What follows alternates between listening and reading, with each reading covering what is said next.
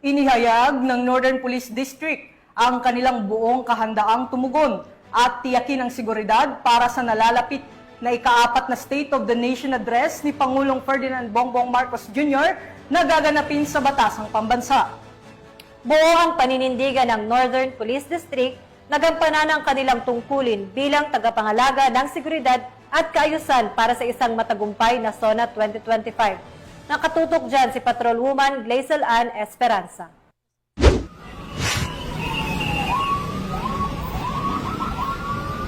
Maaga pa lamang noong July 27, 2025 ay handang-handa na ang Northern Police District para sa ika-4 na State of the Nation Address o SONA ni Pangulong Ferdinand R. Marcos Jr. sa Batasan Complex, Quezon City. Bilang bahagi ng paghahanda, isinagawa ang isang send-off ceremony at banal na pagbabasbas para sa mga madedeploy na kapulisan na pinangunahan ni Reverend Father Elson M. Santos. Layunin nitong patatagin ang moral at espiritual na paninindigan ng mga pulis habang ginagampanan ang kanilang mahalagang tungkulin sa seguridad.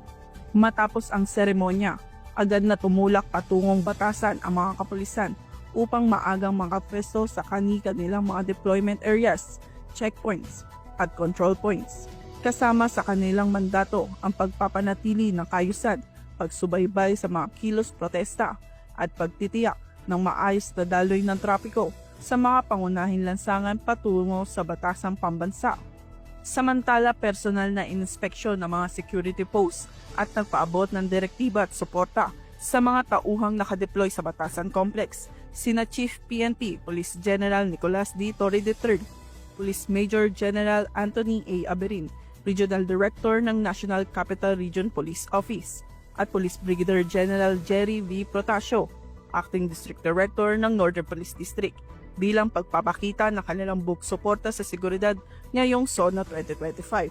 Patuloy ang pagbabantay ng mga tauhan ng Northern Police District sa kabuuan ng aktibidad mula sa pagdating ng mga opisyal at panauhin habang isinasagawa ang talumpati ng Pangulo hanggang sa ligtas na pag-uwi ng mga dumalo.